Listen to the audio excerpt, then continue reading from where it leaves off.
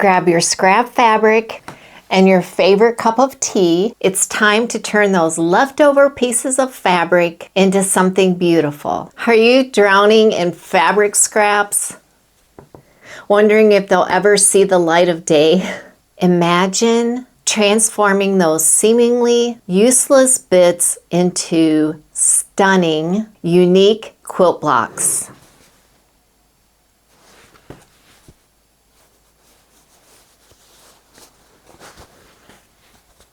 Today we're going to rediscover the potato chip block method. We've talked about it on this channel before. It's the perfect method for decluttering your fabric stash. I downloaded this PDF booklet and it's called the Potato Chip Book, and it was published by the Sarnia Quilters Guild in 2024, and that's what inspired today's video. It includes 33 free potato chip block patterns. And today I'm going to show you the basket weave, which was designed by Pamela Eng. And the basket weave looks like this. So that's the one we're doing today. I found the booklet on the quilting board, and I will leave a link for a direct download to that PDF so that you can have your own booklet too. You only need to cut your scraps to 2.5 by 4.5. That's the most tedious part of this project, all the cutting. So just go ahead and grab your scraps, start cutting light and dark, and make 2 piles. It's that easy. You can actually arrange them any way you like. I'll show you how to make your blocks quilt as you go, and we'll trim these blocks to 12 inches square. Welcome back to the channel, or if you're new here, welcome. I'm Jackie, and I love using scrap fabric to make quilt blocks, quilt as you go blocks, and all sorts of fun scrap fabric projects. And remember here, there are no rules and no perfection allowed. Today's tea is Organic Beauty Me Tea, and I really need that. The ingredients in this tea blend is rooibos, dandelion root, ginger root, peppermint, holy basil, burdock root, gotu kola, and rose petals. And it looks like this. See if we can get this to focus for you. And it's from my favorite tea company, the Full Leaf Tea Company. If you're a tea drinker, you'll certainly appreciate this tea and all of their teas. I'm totally in love with all of them. I will leave a link in the description box below if you're interested. For all of you, if you click on that link, you'll get 20% off your entire order. I hope you enjoy the tea. I'm going to bring you down to the table so we can get started on today's project. Let's go over the materials you're going to need for this project. You'll need some scrap fabric, and then cut your scrap fabric to 2.5 by 4 inches. For each block, you're going to need 18 of these rectangles, 10 light and 8 dark if you're making the basket weave. So I just have a pile here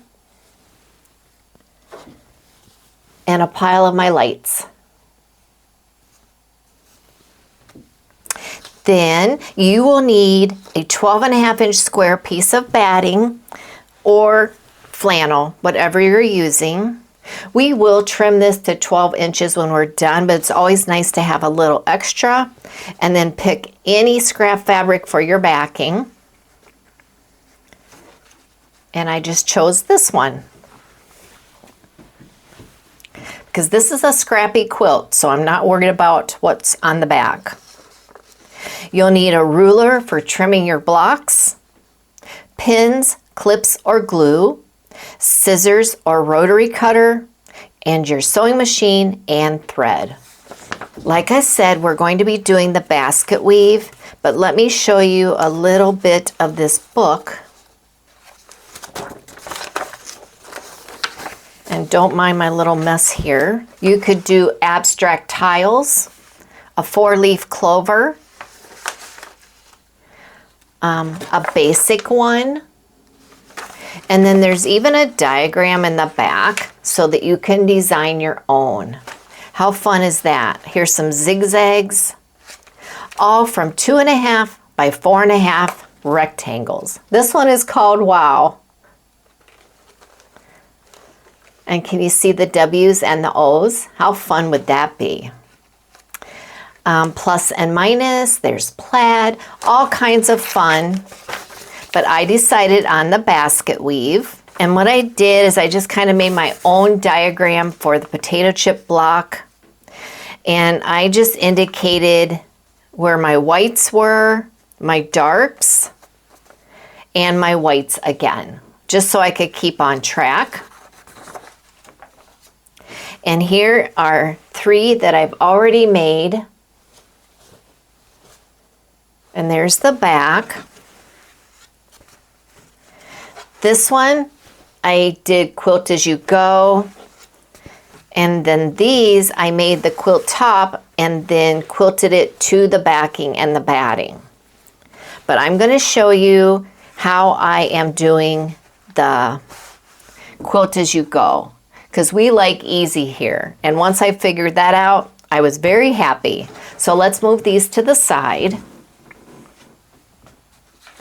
And in my little diagram, I know I need 2 darks at the top. I'm not even fussy about what I'm putting down. So there's 2 darks. And to me, dark is just your prints. Then I need 2 darks here. So we're just going to go 2 darks here, 2 darks here, 2 darks here, and then we need 3 lights. 1, 2, and 3. Move these out of the way. 1, 2, 3 in the center. And these whites are just grunge, so this will be a great opportunity to use up some of those grunge fabrics. This is white and this is white. So next, we're going to make this so easy to do Quilt-As-You-Go. What you could do ahead of time is take your dark colored fabrics for your entire quilt and sew all those together, 2 at a time. So I'm going to chain stitch these, and that just means I'm going to go one right after the other, and then I will press them open. When I have that done, I'll be right back. And just like that, I have my dark pieces ready to go. Next, what I want to do is do my white pieces. I want to put the 2 centers together on the long edge, and I want to connect my 3 pieces on the side. I'll do that and I'll be right back. And just like that, we're ready to go and do Quilt-As-You-Go onto the batting and the backing. I did 3 whites together. I did 3 whites together on this side, and then I did 2 whites together in the center. So what we need to do is just pick these up and bring over our backing and our batting. And if you want, you could make your backing and batting a lot bigger. I am going to mark my center line on here with a marking pen.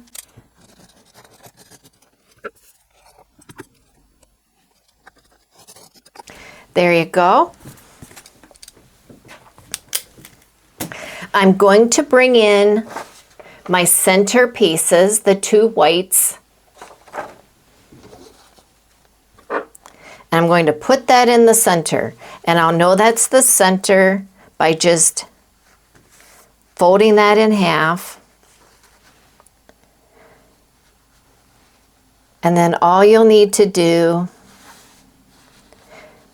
is see where these lines are. If you match those corners up, that should be center.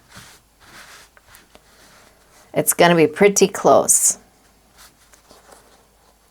And if I bring this up, my seam is on that center line.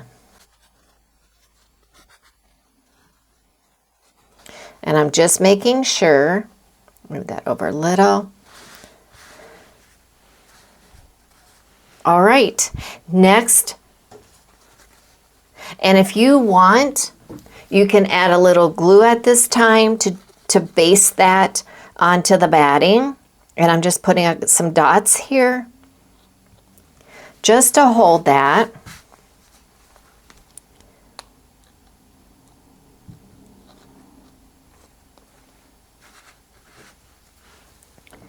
Next, I'm going to lay this white one and this white one on top, just like that. And if you want, you could glue base those seams. Just little dots. And they're right sides together, and all of our seams today is a 1/4 inch seam allowance. I'm going to sew these 2 seams, and then I'll meet you right back here. I've got that done, and I'm just going to press this up. And then this one. Next, I'm going to take 2 darks and lay them right sides together. And if you wanted, you could pin or just do a little glue basting again.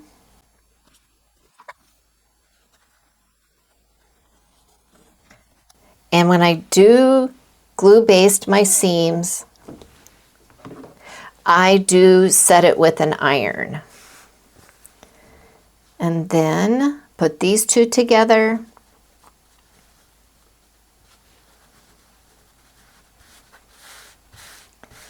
Quarter inch seam allowance and 1/4 inch seam allowance.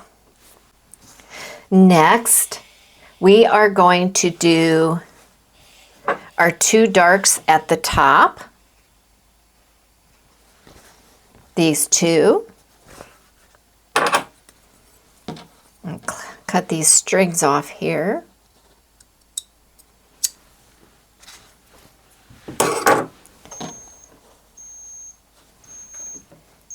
We'll do a little glue basting if you want, otherwise you could pin.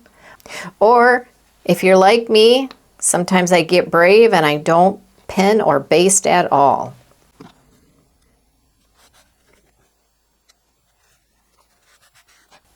Iron to set the basting, 1/4 inch seam allowance, and just like that, that is done. We'll press this side open.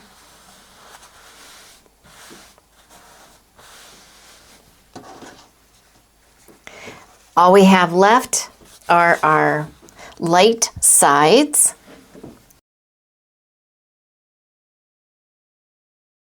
We'll just put a little bit of glue basting on the side. There's that side. And this side looks a little crooked, but I think we're going to be okay, because we do trim this up. Let me press this 1/4 inch seam allowance, and I'll come back and show you. Look how darling this is. So many possibilities. I'm going to use my ruler to square this up, and how I know where to square it up is I make a mark 2 inches up from this center line.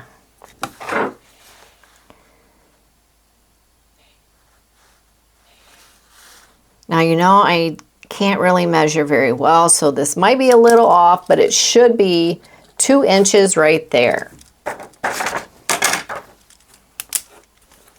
Then I put my 6 mark right on that and go along that line, and I look around and make sure that I'm going to have 12 all the way around, and I think we did pretty good. Let me grab my rotary cutter. We'll get this trimmed up.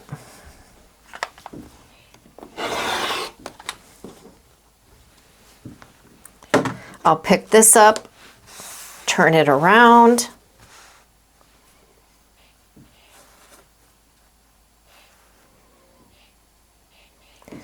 And we already trimmed that, and we trimmed that, and this is at 12. And at 12, just like that. There we go. Yeah, because there is my mark.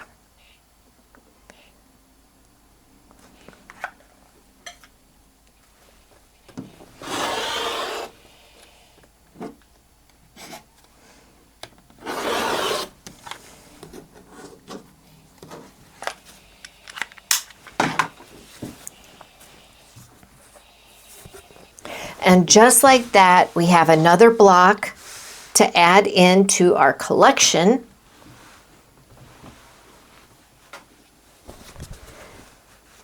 And we will alternate them, just like in the book.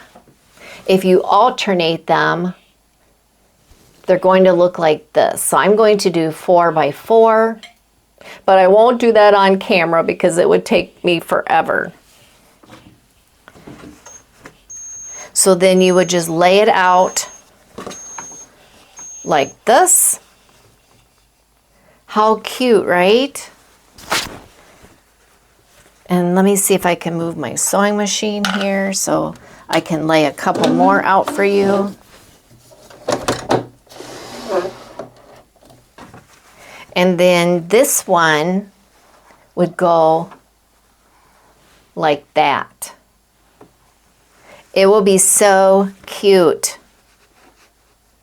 And I know you're going to ask me, Jackie, how do I join these quilt blocks? I will link a playlist up above. I have several videos on how to join Quilt-As-You-Go blocks.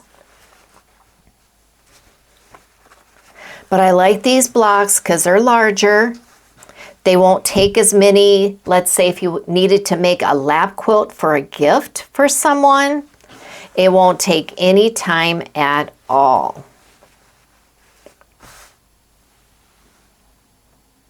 Before we wrap up, I want to leave you with a Bible verse and a final thought to encourage you. Today's Bible verse is from John 14:23. Jesus answered and said to him, "If anyone loves me, he will keep my word, and my Father will love him, and we will come to him and make our home with him." As we stitch together our scraps today, it's a sweet reminder that God pieces together every part of our lives with love. Even the scraps, those forgotten or frayed corners, he uses to create something beautiful. When we keep his word close and open our hearts to him, we become a home for his peace and presence. Thank you so much for hanging out with me today. Thank you for watching, sharing, and commenting. I can't thank you all enough. It truly means the world to me. And until the next video, God bless you.